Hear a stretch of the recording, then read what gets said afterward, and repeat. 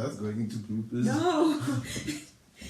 Okay. Yes. Okay, ladies and gentlemen, we are back with another video. My name, of course, Yangeni Saidi, and this is Sex Ed with Yangeni Saidi. Today, I am joined by my biggest inspiration. Oh God. Oh God. That's me. By probably the person who influenced me the most, and the person that influenced her the most into talking about things like feminism, into talking about, the point where I wasn't a feminist. Yeah. Yeah, that was a tragic time for you. You were a humanist. That was a mess. How embarrassing. You're not embarrassed. You're not embarrassed. But they helped me through it. So, without further ado, guys, please introduce yourselves. Okay, hi. I'm Tonga. I'm his older sister. Yeah, that's it. That's all y'all need to know. I'm Intiking. I am the honorary older sibling. Yes, because I'm not actually blood related to them, but I may as well be. Drive her own car. You know. Today we're going to be answering a couple questions I got from my Instagram, and we're also off the fly, it's fresh, it's new, and anything we just feel like dropping, we're going to drop it out there. So yeah, stay tuned right to the end. But yeah, let's enjoy it. Try it. We're going to enjoy it. So we got our first question, and he's saying, "What are your thoughts on polygamy?" Right? Polygamy. Polygamy is rooted in very sketchy, toxic, societal traditional systems that are very detrimental to most women. And patriarchy. And they prey on certain insecurities and cultural structures when it's unethical. So many will think about it and be like, maybe it can happen ethically, but most times when polygamy is a thing that's happening, it is not ethical. We should evaluate why it's okay for one man, it's seen as more okay for a one man to marry multiple women than it is for one woman to be even seen dating multiple men. Polyandry. Polyandry is a woman with multiple husbands. Exactly. So yeah, which is not common. Yeah. Not common as polygamy. Yeah. But a much better kind of alternative to polygamy is polyamory, yes, I was gonna where say. each individual partner in the relationship is free to have another partner and another relationship, not necessarily just sexual, but also kind of like romantic, emotional relationship with other people, and all parties in the relationship are free to do what they are free to do and be with whoever they want. Yes. And it's a consensual thing between the partners. And it's transparent. It's very key to be communicating with all your partners. Like you make boundaries in terms of like how much you want to hear from a partner who's having multiple other partners. But it's imperative that you are communicating so that everyone has cleared their expectations, so that when those expectations are broken, then there's reason for you to communicate and get through that, whether you need to split or not do that anymore, or if you can work through it and continue with your open relationship or your multiple partners, or however you want to work that out. So yeah, I mean, as a person that is polyamorous, it is, I guess for me, it was really rooted in a sense of ownership. Like, I don't want to have to feel like I own someone else. Yeah. And I control what love they can and want to experience. Like, I want them to be full in their entirety as a human being. Yes. And I want that for myself as well. So that's kind of where I moved from it.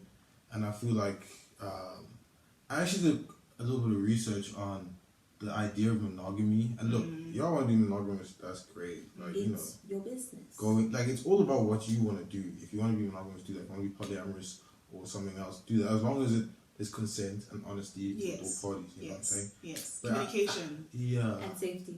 Please be safe.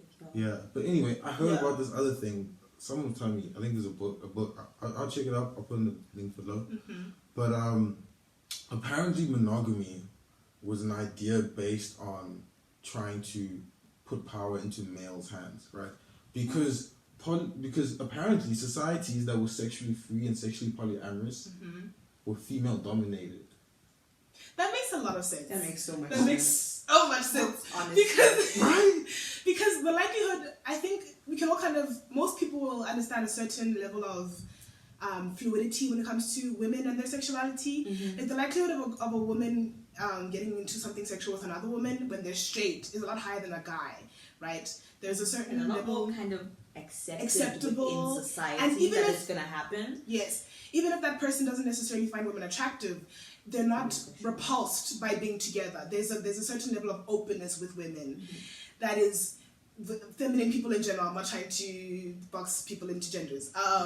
So whereas when it comes with masculine people, with men, there's a lot more rigid power structures that have to be in place for them to feel comfortable and to feel validated. So I completely understand when they say monogamy was meant to give men power, because that's how they feel the most empowered, is when they are in power and in positions where they can control people. Whereas with women, you're more likely to find women who are going with the flow, or who are happy to share, or happy to just be like, we make out sometimes and that's enough for me, and then I have the person who I'm actually romantically invested in. Especially because things like attraction and relationships, you can get so many different types of attraction and relationship dynamics, and that concept itself is so fluid, and the fact that we try to box it into just you will get married to one person, that'll be it, and they will satisfy you sexually, romantically, aesthetically, whatever.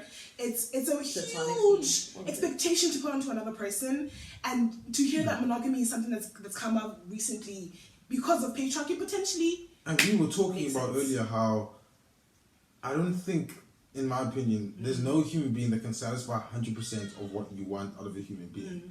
And that's not even like to say partners, your parents. There's probably parts of your parents that you don't like.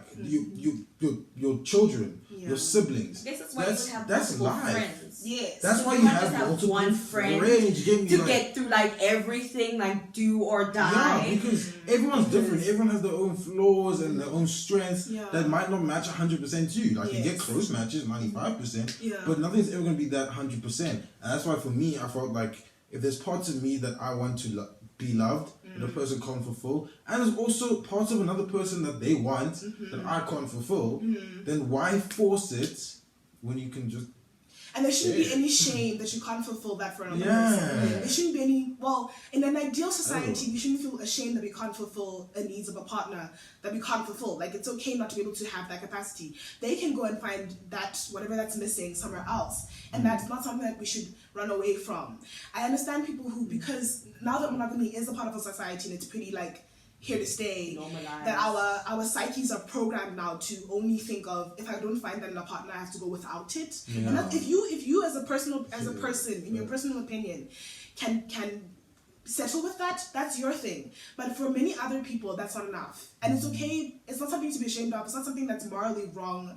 They're not greedy. It's just how their love... You're not ungrateful. Precisely. You know, like, a lot of people be like, nah, like, your girlfriend doesn't do this. Just be grateful that you have one. It's like, it doesn't make you ungrateful to one thing, you know what I'm saying? No. People aren't static, fixed beings. We change, we evolve. We're like play putty. So to expect, some people are different colors, some people meld better with others. Like, I think as society overall, we just need to stop feeling entitled to other people's relationships and other people's genitals and other people's business. Stay in your lane. If you want one man, you want one man. If someone else wants a man and a woman and a whoever, that's their business. It's not hurting you. Just relax. Relax. What advice would you give a virgin? My sweet summer children. Let's speak louder, the mic is far. My sweet summer children. Project. Does virginity even exist? Yes. Is my thing. Virginity isn't what you think it means sometimes. I think we're all kind of raised with the idea that virginity is the first time you have penis and vagina sex. Yeah, but then isn't that quite heteronormative? Because what about our queers, guys, who I love? So does that mean that who I love? Women that have only been with women, but people with without penis. If you've never had penis sex, are you now still a virgin? I have like for the rest of your life. Like what is sex? So why does oral sex not count as sex? So once you think about whether or not, what does sex mean to you as an individual, whether you're straight, you're queer, you're trans, whatever that means, that whatever that first encounter is to you will be your loss of virginity. If you even put value in your first time. I'll finish my point about the virginity thing. Virginity also is something that's rooted in very anti-feminine ideals, that specifically if you're a woman that you have to keep your virginity pure, whereas with guys it's not necessary. They are applauded for being hypersexual or engaging in sexual activity from a young age or whatever, whereas with women we're told to stay away from that. And that's a very inherently controlling structure that makes us as women ashamed of our sexuality. And because of all of that, it can be difficult to take away the power from the concept of virginity. We're also taught that we're not supposed to want to do it, at all. And no. I'd rather you have sex when you want to have sex, not because you have to, not because you need to. If you want to have sex, that is when you should have sex. Obviously, if you're above age, no children. But if it should be something that you want to do, and it should be something that you should want to fulfill for yourself, and that you should be able to do with a partner who will be able to fulfill you, who you'll both be able to fulfill each other pleasantly. Okay, you don't want to have a bad time. I don't want you to have a bad time. What might help you have a good time is to find out what you like first. Solo stuff is good for you. It helps you. Knowing yourself gives you... Masturbate. Knowing yourself empowers you to know other people. Choke the monkey, stroke the kid. Masturbate. Yes. So if you... Choke the monkey. You can't start relationships with people if you don't understand yourself, because now you're expecting the other person to find yourself, to find you on your behalf. So that's the same thing when it comes to sex.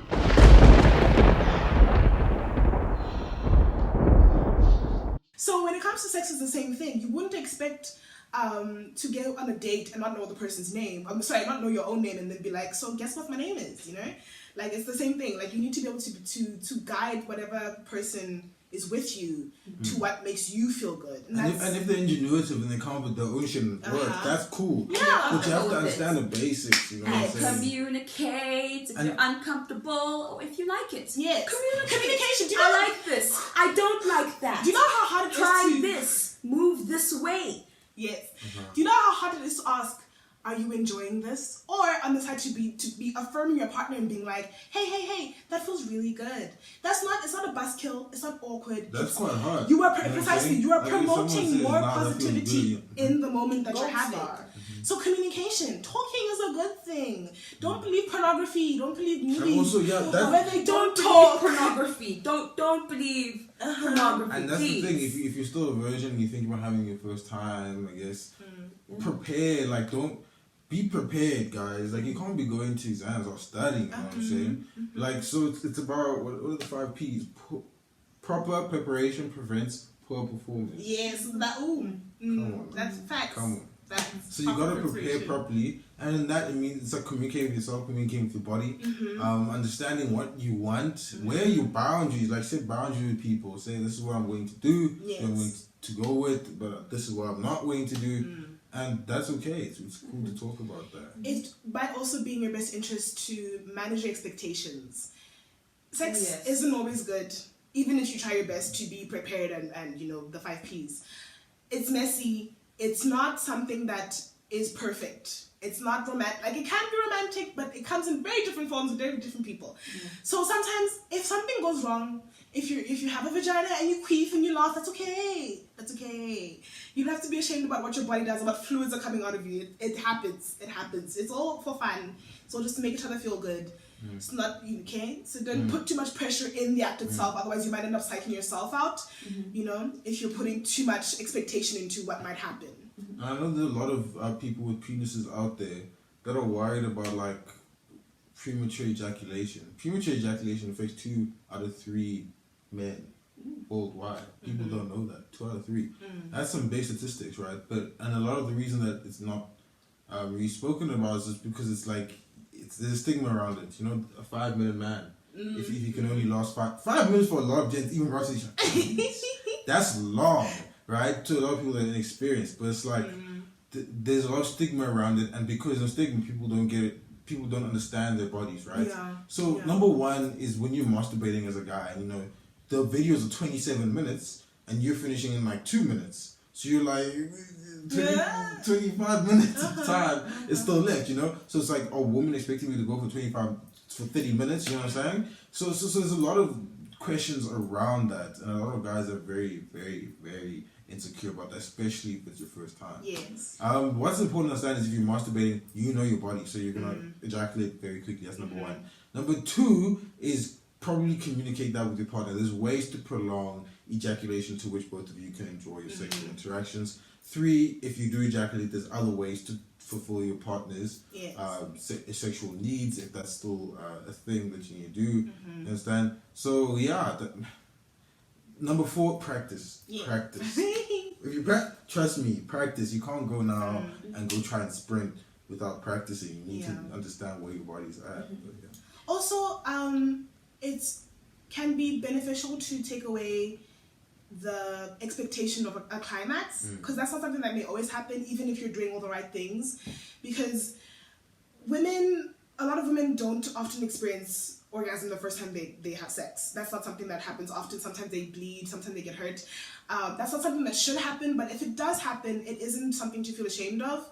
Just know that the process of the sexual activity can be enjoyable too. You don't always have to be running for the sprint, for the finish line. You don't have, and yeah. Also, for my femmes or people who have vaginas, your first time is not supposed to hurt. Okay? If it hurts, something is wrong. So please communicate with your partners. It's not supposed to hurt. You're not actually supposed to bleed. So please. Also, don't be afraid to learn. If you are going to have a prolonged sexual relationship with a specific person, don't be afraid to learn. Don't be afraid to grow as individuals. Also, please be safe. Please test. That too. You cannot have multiple sexual partners and not make sure that you're not having some sort of STI, STD. And I know that your universities offer these tests, so you have no excuses. And if you don't go to university, Abra. No, protection is important. Just go to your doctor. Yes, go to a clinic. Those things are important to keep everyone safe. And also, if you have sex with someone and you don't let them know what you have, that is unethical and incorrect. You cannot dupe someone into having sexual relations with you and then hide the fact that you've had, I don't know, chlamydia, whatever. It's important to communicate. You need to be transparent and communicate your sexual health history. But it's also very important that there's a lot of stigma that comes with sexually transmitted infections. True. And what's very important to understand with that is that sexually transmitted infections, 1, aren't forever, 2, can be healed, and 3, isn't your fault. No. There's a lot of, you see, when someone gets gets cancer, right? And then they're they got cancer. Oh, we're so sorry. Nah. There's a lot more sympathy, but then if it's a STI, it's oh, you had sex, bro. Dishonor. In fact, you deserve that, and that's one of the most fucked up things I'm trying to wrap my mind. Imagine you get a disease and people blame you for it. Sure, you made mistakes that obviously not protecting yourself, but that doesn't mean that you're any less of a human being. Yeah, don't feel any shame for having the STI. But it's important to, if you're going to engage with someone, that they are aware of what they might be getting themselves into. It's not something that you feel ashamed for, but it's something you should communicate. Yeah, there are healthy ways to engage in sexual interactions. Yes. Even with you're not dirty. You're not disgusting for having it. You still deserve to have a fun time in the bedroom when you have an STI. Yeah. But just communicate. Also, know your symptoms. So if you have if you're having a burning sensation when you urinate, or femmes, people with vaginas, if you have a change in your discharge and you feel itching and burning in your vaginal area, if you have a vagina, then probably go see a medical practitioner just to make sure it's not dreadful, and just to prevent, because most times if you catch the STI in its early stages, you can avoid a lot more problems than if you only catch it later. Are guys turned off by general body hair, general fuzziness on arms, back, tummy, etc.? You want to answer the question first before we dive into this? Are guys turned off by body hair? So there's a lot to unpack here. I guess you start off from my own perspective, right? I like body hair personally. I like it when there's hair in the genital area. I like it on the armpits. I like hair, man. One of my exes had a little bit of mustache. I was like, it looked cute. But you don't say that. I said it though. Anyway, personally, I find it quite nice. To me, if someone doesn't have hair, especially in porn, it kind of feels like this motherfucker a youngin. Like this is a child, and it's like if I'm watching this pornography, why would I want to be having sex with a child? Though? So I don't know. To me, I like hair, but there are guys that don't like hair. Like every time I've had a sexual experience with someone, like the first person, they've always clean shaven before. You understand? Like that's an expectation almost for women coming to perform sexuality towards men, that they have to be clean shaven. I've never asked for it, but it's happened. And to me, that's very interesting. 100% of the time. So it's like, it's almost an expectation. I was speaking to another person. She was saying that there's an expectation for women to perform sex and not really have sex. You know? It's something we do on behalf of our male partners. Again, another partner said... we don't want to do it apparently. Yeah. Another partner said, oh, sorry, I'm wearing my granny underwear today, not my lingerie. I said, child, who walks around lingerie the whole time? Guys, but obviously, that's the expectation the patriarchy is created for. Underwear. And it's like, dude, I'm not in my Calvin Kleins. I don't even own them. Anyway, you know, yeah. So, what do you think about the hair? This question? My thing is, if you are a person who does not like body hair on a person, right? I cannot judge that, right? What I can judge is why you don't like body hair on a person. You don't like body hair on a person? Fine. Why is it that you don't like body hair on a person? Because, and I think Giggles will agree with me, like if you think about it in like the bigger scale of things and how we are socialized, we live within a culture that kind of is pedophile tolerant-ish. In terms of the way it's sexualizing and infantilizing, in terms of the way it sexualizes women. How are women portrayed in the most, how are the most attractive, most sexually attractive women portrayed? They have either soft voices, they're tiny, they have no hair, they don't swear, they don't use vulgar words, they don't yell, all of these things. And if you are hairless, you're prepubescent. That's a child. So why is it that you don't like hair? You need to evaluate that, because I think it's kind of suspect. Because if the hair was not supposed to grow biologically, it would not grow. And if it was growing, it would be painful. You know in your body if something is not supposed to be there. Hair has never been painful to grow. Unless it's ingrown. And that comes from cutting it. Exactly. And I don't think, and unfortunately what happens is that when you then shave, let's say, I can only speak for femmes and people with vaginas, if you shave down there, you are essentially taking away a barrier. Pubic hair helps protect the vagina from bacteria. So you are making life a little more difficult. I also know that the things that we use to shave, the razors, the creams, the waxing, they carry bacteria, and it can also cause irritation and a change in pH down there, or down in the vagina, which can then lead to thrush, vaginosis, which is just a very uncomfortable thing to go through. So that's my thing. If you're a man and you're not attracted to body hair, fine. But why? I like to add to that. I like to add to that and say there's also a certain level of decolonizing your brain and how you would experience attraction when you consider why you're not attracted to people with hair.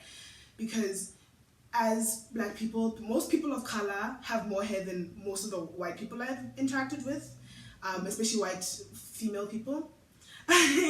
And I know the Greeks be hairy. No, the Greeks, yes, but I'm talking like the Caucasus, that's the not French. A bad thing. I love your Greeks. Yes, y'all like hairy. for instance, when you think historically about where cutting and shaving your legs and shaving your arms and shaving your armpits, where did it start? In Eurocentric beauty standards. So the more we try to conform to those standards, we're further perpetuating that Eurocentric beauty standards are the ideal, that they should be standard. Whereas most of us people of color tend to have a lot of hair. Indian women, black women, Asian women too. Like it's generally something that we naturally tend to produce hair. So the more we try to remove it, the more we embrace Eurocentric beauty ideals. And that's something we need to consider if we're trying to be good people, I guess. Yes. Yeah. So, can I jump in there with the conversation we were having earlier, which we disagreed on actually? Yes. When we're talking about youth and nudity within entertainment and media, right? And specifically the show Euphoria, and how there's a couple scenes where youth or young people are actors nude. portraying minors. Yeah, so the actors themselves aren't young, but aren't below 18. But they're portraying people that are below 18. Yes. So my argument first, obviously, because my channel's so biased on that, but my argument is,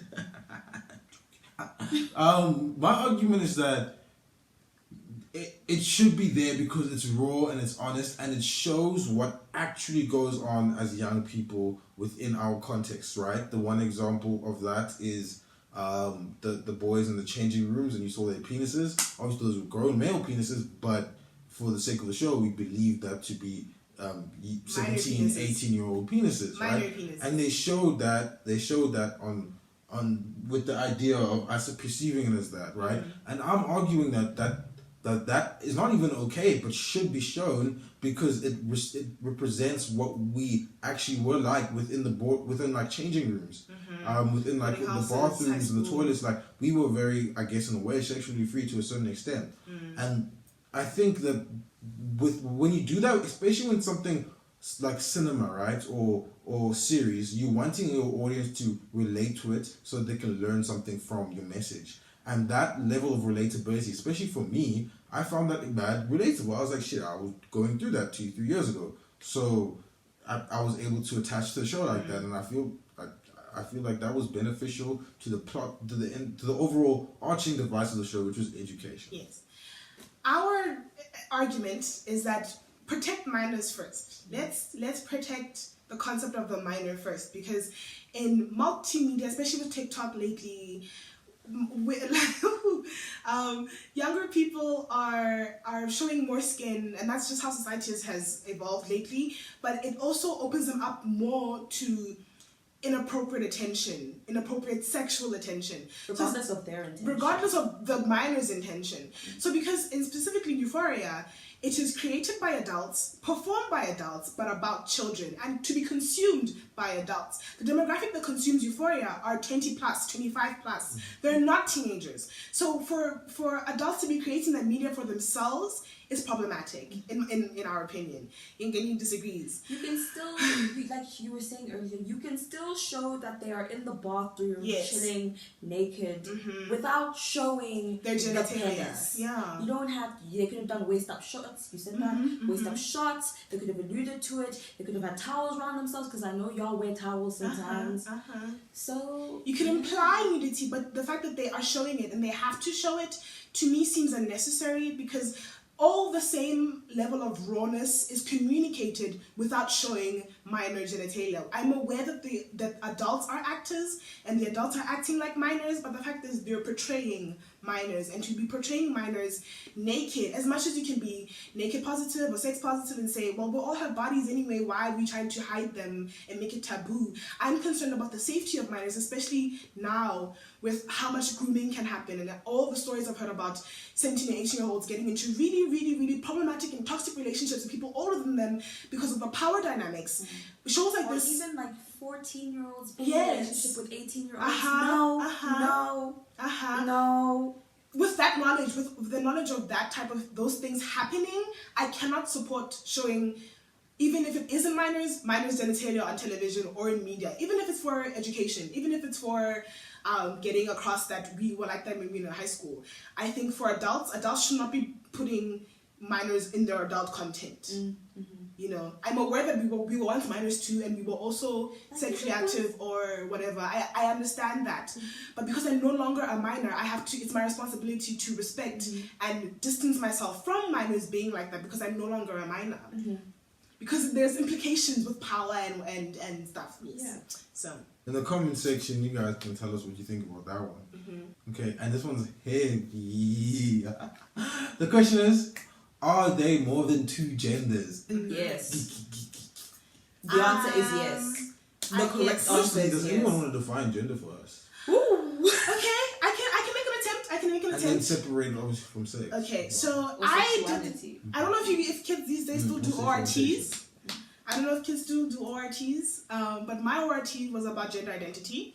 I wrote it, and I went in depth into what at the moment scientists and medicine are trying to consider and define gender as. So far the consensus is that there are three aspects when it comes to one's gender expression identity. The gender cloud.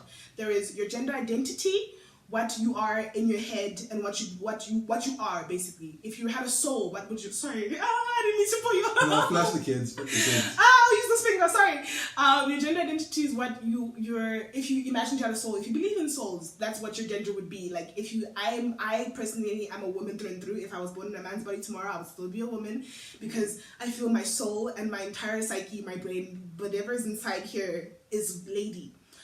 The second aspect of that would be your gender expression, so how you are perceived from the outside. So I express pretty feminine, and that could be a feminine gender expression. So that's why you get terms like gender non-conforming, where people who are, for instance, men will express feminine, and that there's a clash between that.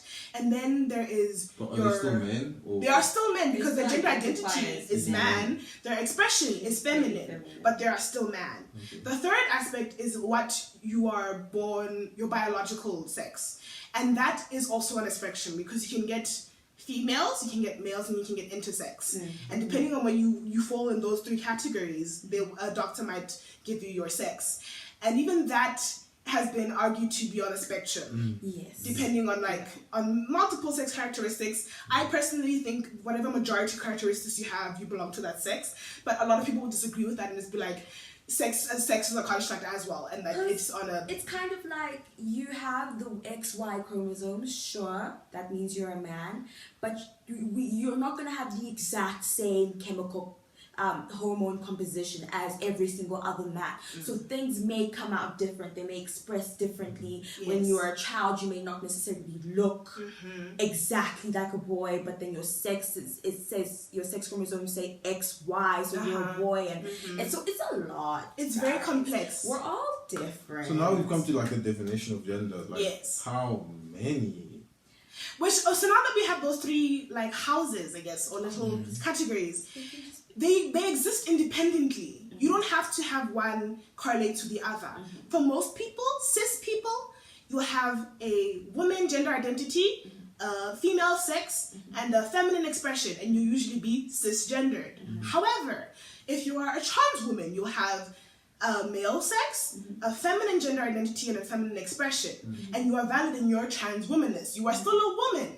It doesn't matter that you were born assigned male at birth. You are a woman because of your gender identity. That's what defines what you call yourself and what you identify yourself as. You can be a trans woman and express masculinely, but still be a woman because that's what you identify as. What you identify as is what dictates your pronouns, what dictates what circles you wish to occupy, whether that be feminine circles about women's rights, or if you want to occupy trans circles, if you want to occupy men's circles, that's the main ruling defining factor. So people who are non-binary, which is what people like to contest when they ask if there's only two genders, is that you are experiencing an identity that doesn't belong to the gender binary, meaning man and woman. You experience gender in something that is something of the combination of the two, or something that doesn't exist at all between those two faculties, if that makes sense. So yeah. Or it's in between. Oh, that's so in between. basically, how your gender expression does not dictate your gender, Your gender. and neither does your sex assignment at birth. Okay, if you feel you are who you are, Yes. live it. Yes. So yes, I don't think there are only two genders. I think there are more. I just don't think we have the language to properly express it. Yes. And I think they have always been more, because if you look back within non-Western cultures, within African cultures, there were cases of people who were neither male or female. And and then the gender roles weren't as fixed as they are now. People's roles in the society were pretty fluid. Yes. I know in our culture, in Guinean culture, with the Bemba culture, you would get maybe a man who took on the mothering characteristics and were then known as such a caring person that they were a mother, even though they were maybe a man presented as male, all these things. But because they displayed those characteristics of caring and nurturing, like the individual, I think the way to transfer it is a mother, translate it is a mother, but it may not actually mean mother. Don't know if there's an exact English translation for the word, but because they are doing things that were considered motherly, we'll use that, they then take on the term of a mother. So yeah, there are not only two genders. I believe there are more than two genders. I might cap it at 3, just because I don't believe that to be a woman you have to be a cis woman. There are trans women, there are non-binary women, and same with men. So for me personally, there are 3 gender categories, if you will, and then within those categories there are multiple gender identities. And myriad, it is unlimited how many gender identities, because how one person chooses to define themselves and what they are, what validates their identity is unique to them. And there are 8 billion people on the planet. So if we decide to police and dictate by our own selfish ideas of what we think people should be, trying to gatekeep how someone expresses their gender, that's wrong. Like, I can't stop someone from being non-binary. That's not something I can physically do. I can deny it, I can be a transphobe, but it will never change the fact that they experience that is their gender, that is who they are. And that's how I make sense of it all. And I guess a question can then be asked is, why was there a need to categorize people? A lot of people argue, for medicine, like people are like, nah, like a doctor has to know if it's a male or female for like the. And then the Custis, did you look at Custis Semenya's situation within your, and what did you come up with so Casta within the end of your RT? So basically, with Custis Semenya, she's a case in which, irrespective of her gender, like her if she watches this, I'm like, yeah, okay.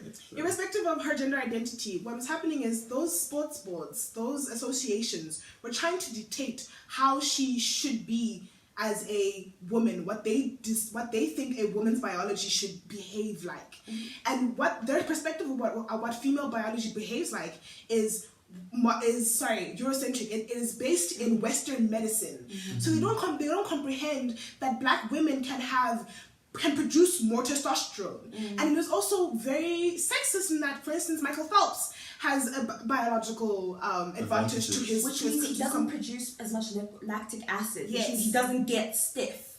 But man doesn't like you train as hard as you. He won't get stiff, but you will make that be. You're walking like on fucking He's stilts. also the fact that they're trying to minimize her and how her body naturally produces more testosterone is sexist, because Michael Phelps has a biological advantage over his competitors, but they don't touch him. They don't put him through tests. They don't dehumanize him, and they can justify himself as a man in order to compete. Whereas with Custis Semenya, a Black woman, they say, no, we don't understand your biology. We need to get you on suppressors. In order for you to compete with other women, we need to diminish your natural advantage. Misogynoir. Misogynoir. Right? And that has nothing to do with that. That doesn't. Her being a woman and having more testosterone doesn't diminish her womanhood. She's still a woman. She should still have every right to compete with other women. Because that's what she is. That's what she is. Why are we questioning it? So yeah, there are more than 2 genders, and leave people alone. Stay in your lane. Mind your business. Mind your damn business. And I mean, what you're talking about is how a lot of the male-centered science is like, yeah, women have just less testosterone than men, and we understand that. Wait, hold on. Anyway, so the fact that a lot of this male-centered science understands bodies to work like this is actually very harmful to women in sports. I was watching this other documentary. I was basically calling out how Nike has like these training camps, and they took these women runners, run long distance runs to these training camps. And the head coach, I forgot his name, but he was like, essentially, for you're fasting, you lose as much weight as possible, right? And I mean, yes, in running there is a correlation between weight, but then you find that this one woman, in her case, she lost so much weight that she stopped having a period. So she's like, yeah, you know, 1 or 2 months go past, suddenly 3 years have gone, you haven't had your period. Then she developed this disease called REDS, where now because of her low estrogen levels, because she had a lack of adipose tissue, she had low bone density. And that science we only understood about 10, 15 years ago. Because of how we don't really study the woman's body enough in medicine and in science. And so these people are still doing that today, still practicing trying to lose adipose tissue, which is essential for you to be function as a normal human being. Healthy. And so now, I mean, she stopped winning, she got depressed, and because of male-centered ideals within sports. You know. Sports and medicine. Yeah, and the study of sports.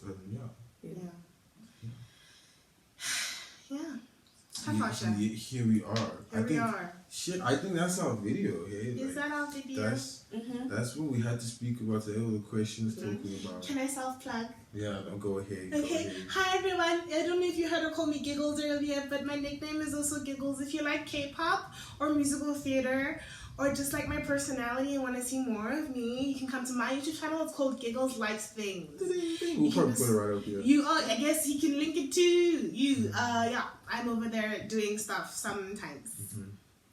Yeah. Do you want to self-promote?